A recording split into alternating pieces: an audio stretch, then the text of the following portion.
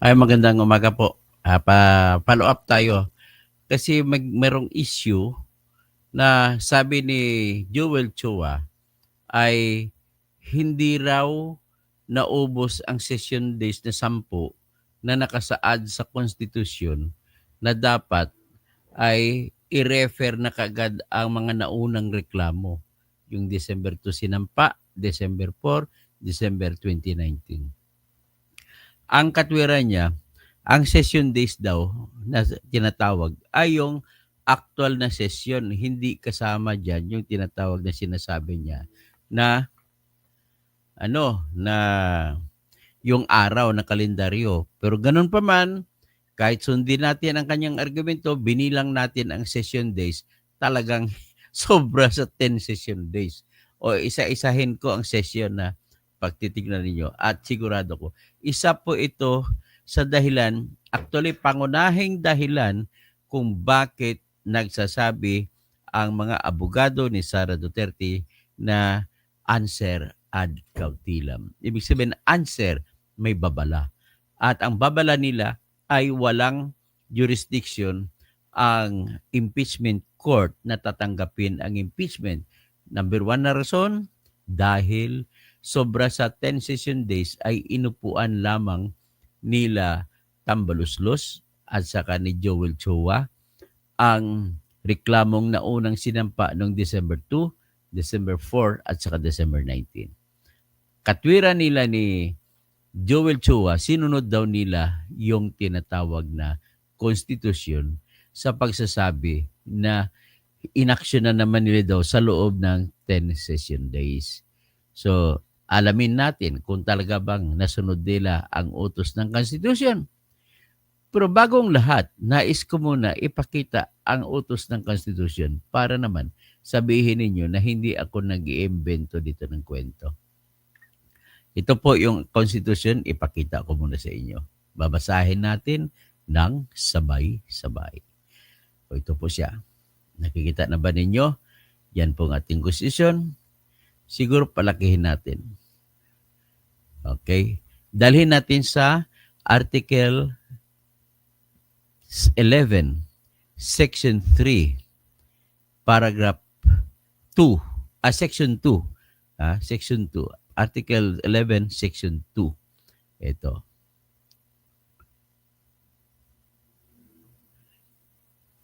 Yan. 9, 10, 11. O ito. So, nabasa na ba ninyo? Article 11, Section, ang alamin natin ay Article 11, Section 2. Okay, basahin natin po ng sabay-sabay. Ito po siya. Ito yung Article 11, Section 2. The President, Vice President, Section 3 pala. The President, Section 2. The President, Vice President, the members of the Supreme Court, and the members of the Constitutional Commissions and the Ombudsman may be removed from office on impeachment for and conviction of culpable violation of the Constitution, treason, bribery, graft and corruption, other high crimes, or betrayal of public trust. Okay. Sinabi rito, the House of Representatives, sila ni Joel Chua, shall have the exclusive power to initiate. Sila lang may exclusive power to initiate. Okay? Next, how to initiate? Itong section 2 nagsasabi. If there is a verified complaint for impeachment, na ibig sabihin verified ay na-verify na totoo ang laman. Paano nasasabi na na-verify na totoo ang laman? Sa pamamagitan lamang po ng panunumpa, sa salaysay na panunumpa ng pumirma sa reklamo. At ang sinumpa niya ay susumpaan niya na nabasa niya ang buong reklamo at naunawaan niya ang laman ng buong reklamo at sinasabi niya tahasan na ang bawat isa sa binabanggit diyan ay pawang mga totoo at tama ayon sa kanyang personal na kaalaman o di kaya sa hango sa mga genuine or authentic na mga records. Yan po sinasabi. A verified complaint for impeachment may be filed by any member of the House of Representatives o any citizen Pero kailangan may endorsement ng member na siya ng House of Representatives. At saka, ito ay included in the order of business within 10 session days. So, yan ang sinasabi. Within 10 session days and referred to the proper committee within 3 session days thereafter. So, ngayon, para malaman natin, may proseso po na ginawa ang House of Representatives na tinatawag na Rules of Impeachment. Ayan. Tingnan natin sa Rules of Impeachment ng House of Representatives. Ito. Ipakita ko sa inyo, basahin natin sabay-sabay. Sinasabi na 10 araw. Okay, tanggalin na muna natin. Very clear, 10 araw. Ngayon, ilalabas ko naman ngayon yung konstitusyon. Anong sinasabi ng, Rules of Impeachment ng House. Ang ibig sabihin, iyon ang panuntunan na susundin ng House of Representatives. So, yan, nakita na ninyo? Okay. So, sinasabi dito, House of Representatives, 19th Congress, applicability of rules, initiating impeachment. So, pag-initiate, 3 pamamaraan, verified complaint for impeachment filed by any member. Okay, sinabi ka na. Pangalawang paraan, verified complaint filed by any citizen. Pero upon the resolution of endorsement by any member. Okay? Number 3, verified complaint or resolution of impeachment filed by at least 1/3 of the members of the House of Representatives. So, yan sinasabi. So, ngayon, sa pagpapile ng mga reklamo, kasi ang nagreklamo dito na first impeachment, second impeachment complaint, at third impeachment complaint ay mga ultimong mga citizens. At inendorso yung una, inendorso po ni Congressman Percy Sendanya. Ang pangalawa ay inendorso ng mga makabayan congressmen na sina Franz Castro, Arlene Brosas, at saka si Raul Daniel Manuel. So, sinabi, a verified complaint for impeachment by a member of the House or by any citizens upon a resolution by member thereof shall be, dito na nakautos, shall be filed with the Secretary General. Okay? Nakita niyo, Secretary General. And the Secretary General shall immediately refer it to the Speaker. Ngayon, pag pumunta ka ng House of Representatives, ay ang opisina ng Secretary General at saka Speaker ay magkatabi lang. So kung magkatabi lang, dapat isa sa ibibigay niya. Ang problema, inupuan. So ang katwiran naman ni Joel Chua ay wala pa namang session days na inupuan. So ito ngayon ang sinasabi, ibalikan natin na mismo sa kanila. An impeachment complaint is verified by a complaint that the complainant has read the complaint and that the allegations therein are true and correct of his personal knowledge and based on authentic records. An impeachment complaint required to be verified, which contains a verification based on information and belief or upon knowledge of information and belief or lacks of proper verification thereof shall be treated as unsigned or impeachment complaint. So, in other words, doon pa lang, dahil wala ito, ay yung sinampa na pang-apat ay maliban sa pang-apat na yun na nakalabag na ng regulasyon na isa lang dapat. May nakalabag din siya na regulasyon na hindi siya naka-verify. Kasi walang sinasabi doon, pag binabasa ko sa inyo, buksan natin impeachment complaint laban kay Sara. Sa pakita ko sa inyo.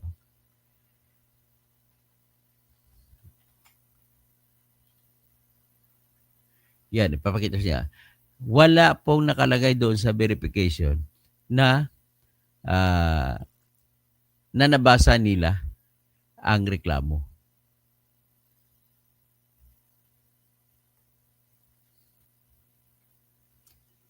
So kung wala din nakalagay na nabasa nila reklamo, ibig po sabihin ay hindi nila binasa ang reklamo, pinirmahan lang ng mga congressman.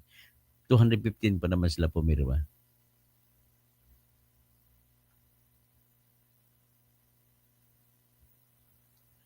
Senate.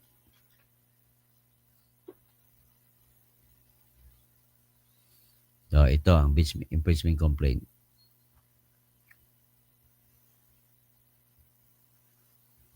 So anyway, ipapatuloy muna natin. Yung 10 araw, the speaker shall have it included in the order of business within 10 session days from receipt. It shall be referred to the Committee on Justice within 3 session days thereafter. Yan ang nakalagay. So anyway, bago tayo pupunta ron, titignan muna natin itong impeachment complaint.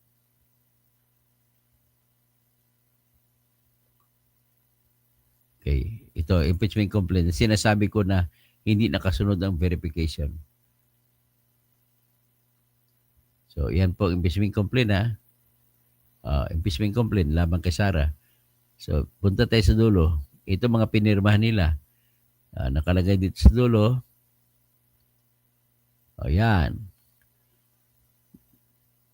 Subscribed and verified before me on this blank day of February 2025 at the House of Representatives, Batasan Pambansa Complex, Constitution Hills, Quezon City, by the complainants who are known to me and to me known to be the duly elected members of the House of Representatives who signed the foregoing complaint of impeachment against the Vice President of the Philippines, the Honorable Sara Z. Duterte.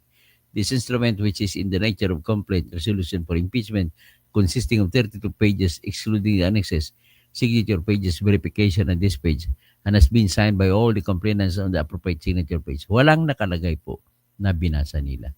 Walang nakalagay na inunawaan nila at walang nakalagay na ang lahat ng mga sinulat doon ay totoo ayon sa kanilang personal na kalaman o di kaya hango sa authentic na mga records. Yun, punta tayo ngayon kung sa tanong na sunod ba 10 session days, inupuan nila o hindi? Anong resulta ko pag inupuan? Ang inupuan ng argumento naman ng grupo ni Sara Duterte. Kung inupuan nila, ibig sabihin po ay may action na ginawa.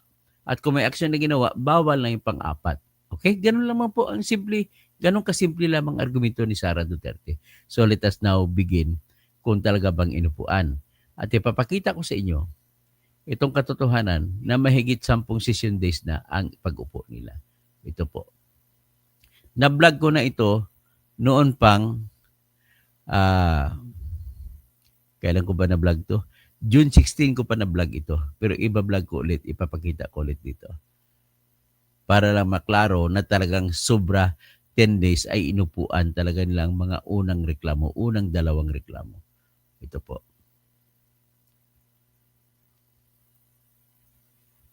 Okay.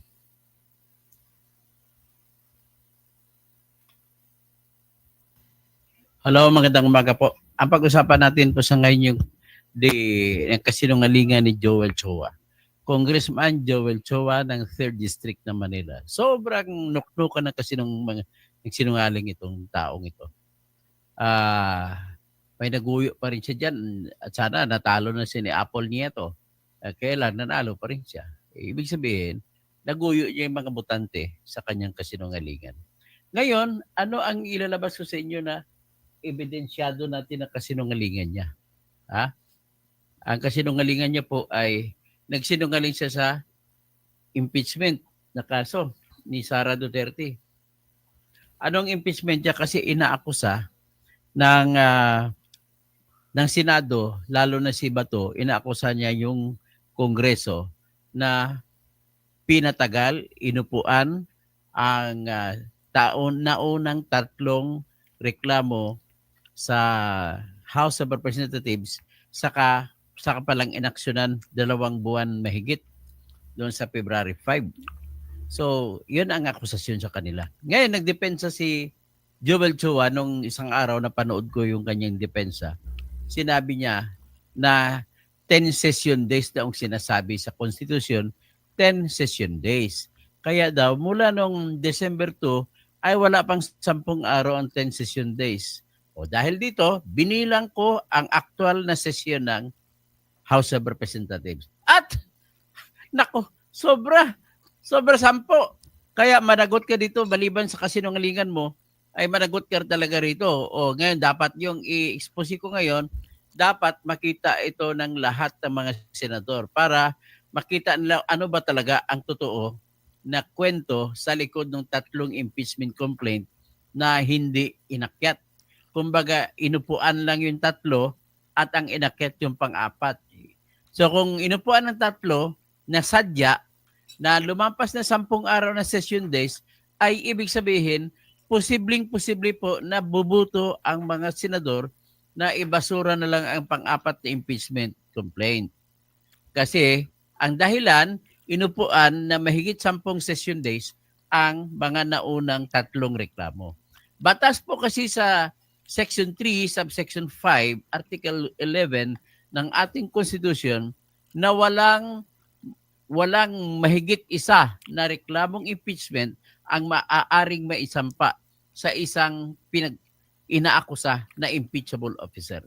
Kasi kung mangyari, ang katotohanan, December 2, nagsampa ng reklamo ng impeachment ang grupo nila ni Madam Leila de Lima, kasama, inendorso ito ni Congressman Percival Sendanya. Kasama si Atty. Shell Jokno dyan.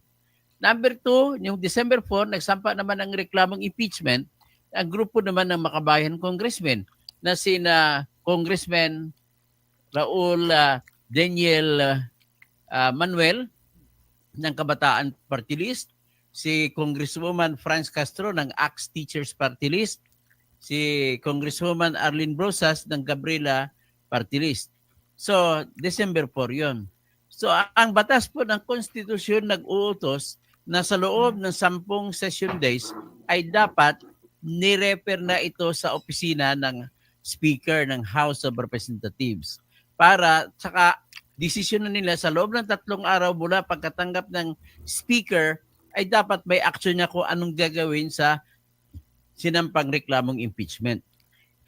Ang kanilang gagawin, maaring reject nila o maaring i-refer na sa proper committee. Ang proper committee usually ay yung Committee on Justice. Kasi ang Committee on Justice, yan po ang magsasagawa ng pagdidinig para malaman kung may mga ebidensya ba na bit-bit yung reklamo at kung aprubahan ba nila o hindi. Yan po ang regular na pagsasagawa ng impeachment. Even though, regular na sa pamamaraan, ang problema ng House of Representatives, inupuan man lamang ang 3 impeachment complaint na sinampa noong December 2, December 4, at saka December 19. Ang utos ng Constitution ay nilabag nila na sa loob dapat ng 10 session days ay dapat nasa kamay na ng Speaker. At mula noon pagdating sa kamay ng Speaker sa loob ng 3 araw ay ibato na lang sa tamang committee o komitiba. Okay? So, ang basahin ko yung exact words sa AI na ni-research ko, yung sinabi ni Joel Chua. Sabi na Joel Chua, Manila's 3rd District Representative emphasized that the impeachment complaint against Vice President Sara Duterte was filed within the required 10 session days as mandated by the Constitution. This timeline is crucial because it determines whether the complaint was timely and procedurally valid. To clarify, session days, he referred it to the days when Congress is actually in session. Not calendar days na may araw naman kasi na walang session kaya hindi kasama sa bilang yun, sabi niya. So even if 10 calendar days pass, it might still fall within the 10 session day window. If Congress only met a few times, kunti lang daw. O ngayon, yan ang sinabi niya. Ano ang gagawin po natin ngayon? Kung talaga pang totoo nagsabi siya o nagsisinungaling. Para malaman natin po na totoo at isa-isahin natin ang session ng Kongreso, nakuha ko na po ang session. Ang talaan. Anyway, isa-isahin natin. Pero bago yan, nais ko lang din iklaro na kung hindi pumasa at anong mangyari kung lumampas na 10 session days at hindi nila, inupuan lang nila ang mga naunang reklamo noong December 2, December 4, at saka December 19, ay maaaring wala na pong bisa ang pang-apat na reklamo na pinirmahan ng 25 po. 215 congressmen ay magiging baliwala na kasi lampas na. Pag inupuan nila kasi, may karapatan na itong 3 impeachment na aksyonan. At kung hindi niyo inaksyonan, it is good as if it has been acted upon by the Congress. Initiated na yun. Kung titingnan kasi sinadya ninyo may grave abuse of discretion na. Ngayon, ang hindi pa pag-action ay pwede po makonsidera na action? Yes, negative action nga lamang. Ang action nila, 2 bagay lang. It's either aprobahan o hindi aprobahan.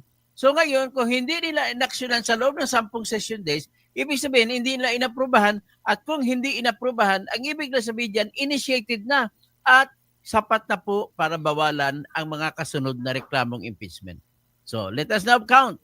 Oh, ito Pero bago yan, nais ko lang bagitin ko ano mga araw na yon. December 9, unang araw ng session days. So kung December 2 na sampa, December 9 may una na sila, first day nila. At yan ang tinagurian nila na section number 29 at 28, session 1. Tapos, December 10, second day of session nila.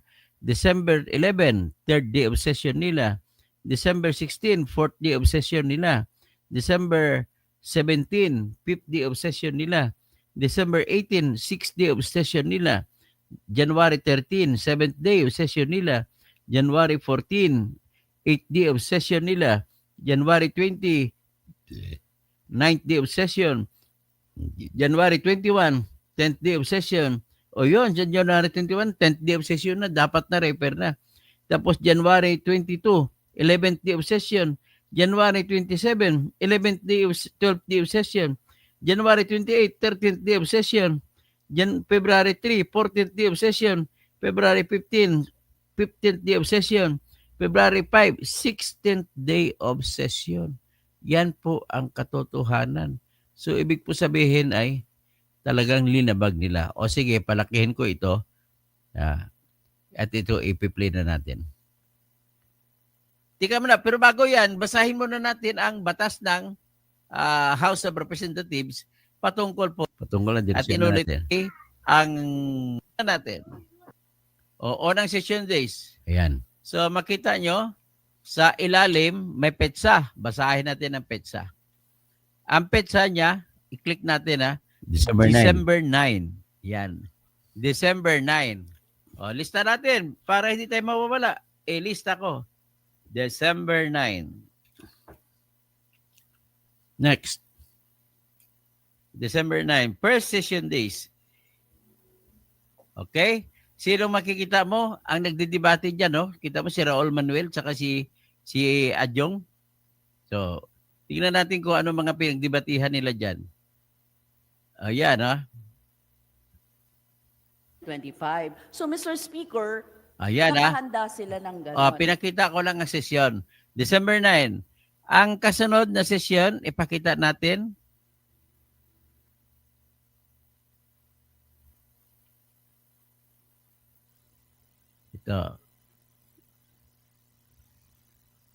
Ito, yan ang December 9. Dali lang.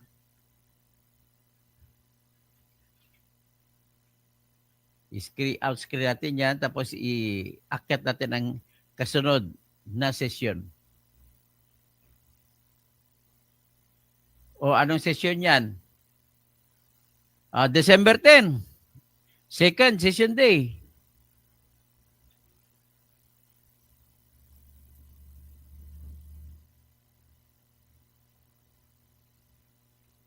Ito naman. December 11. So, makikita mo dyan, pag tinignan mo ito, is dito yung third session day yan. Ay, direksyon ko na lang.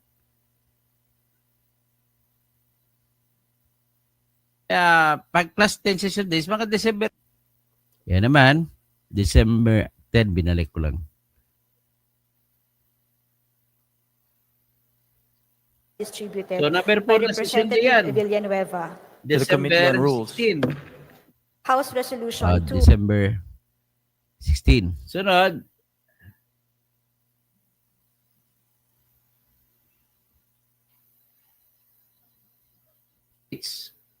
Yan, December 17. Fifth session day. Yan, nakita 17 yan. Diretso tayo. 9 yan, natapos na natin yan. Nakuha ko na. Nagsasalita. Diligence and integrity. December 18 yan, no? December 18. Pang-anim yan. Number 6. 6 decision days. Ito, January 12. January 13. Ito naman isa.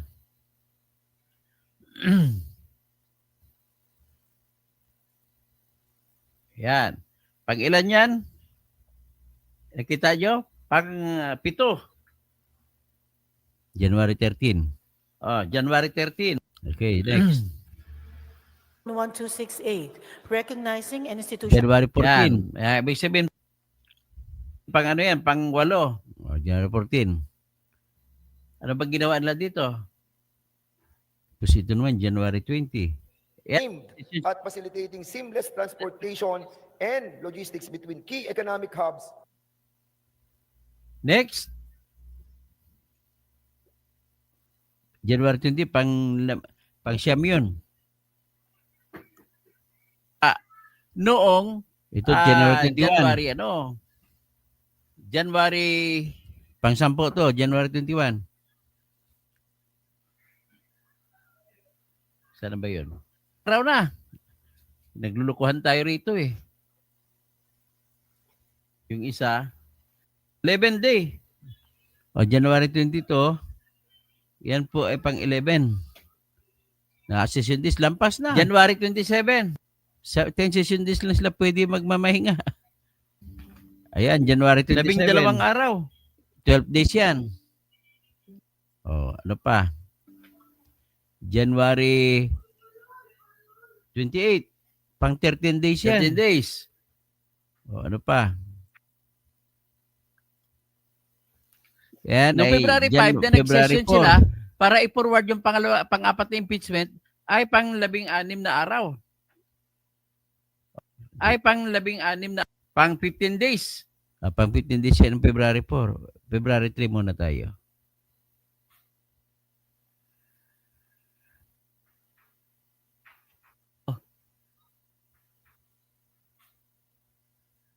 Pang Yan, January 28. Oh. yan ay pang 13. Okay. Araw. February 3, pang 14. February 4. Ito yung February 4. Noong February 5 na nag-session Yan, sila pang 15. para i-forward yung yung Ito Congressman naman yung February Joel 5, pang 16. Oy, taga District 3 ng Manila. Pag So, nag-session, wala. very clear po na 16 days pa ang lumampas bago hindi nila inupuan pa rin nila. So that is my proof na talagang nagsisinungaling ito si Joel Chua. So, pag may presenta ito sa impeachment court, kasi ito po isa sa argumento ni Sara Duterte, sa tingin ko naman ay bubuto ang mga senador na ibasura na ang impeachment. Okay? Hanggang dyan lang po, pinakita ko lang nagsisinungaling si Mr. Joel Chua sa pagsasabi na hindi pa raw naubos yung 10 session days, kaya hindi nila inaksyon. Tama lang daw, hindi inupuan nila yung first, second, third na reklamo. Okay, mag-shout out na lang ako. Si Nuclear Reactor Reacts. Kung sa Senate may forthwith, sa House may immediate. Alina, good morning po. Nuclear Reactor Reacts, inupuan for 2 months. Tama. Romel Bengson, good morning. Tirador Toto, Engineer Toto, watching from Pangasinan. Andrea Guico, watching from Singapore. Marlon, hindi ba alam ng mga congressman yan? Dapat alam nila. BO. Antonio Alarcon, ito. Kontrapartido si Antonio Alarcon. Okay, naghingi ako na donasyon pero hindi sa Duterte. Pasensya ka na, Alarcon. Nangaasar ka lang. Ikaw, ang problema ko lang si Antonio Alarcon, you refuse to recognize the law. Hindi mo, lampas na sa 10 araw session, hindi mo pa ba yan titingnan na lampas yan? Well, it's up to you. And I'm thanking you, nanonood ka pa rin kahit na kumukontra ka. Ipagaw Baker na imbaga-bigat. O sige, hanggang dyan lang tayo. At it's very clear na nagsinungaling si Joel Chua at lumampas na sa 10 session days na inupuan ang una, pangalawa na reklamong impeachment. At kung ganon, pagbudubutuhan niya ng mga senador kung talaga bang dapat ibasura na ang pangalawang reklamo. Okay?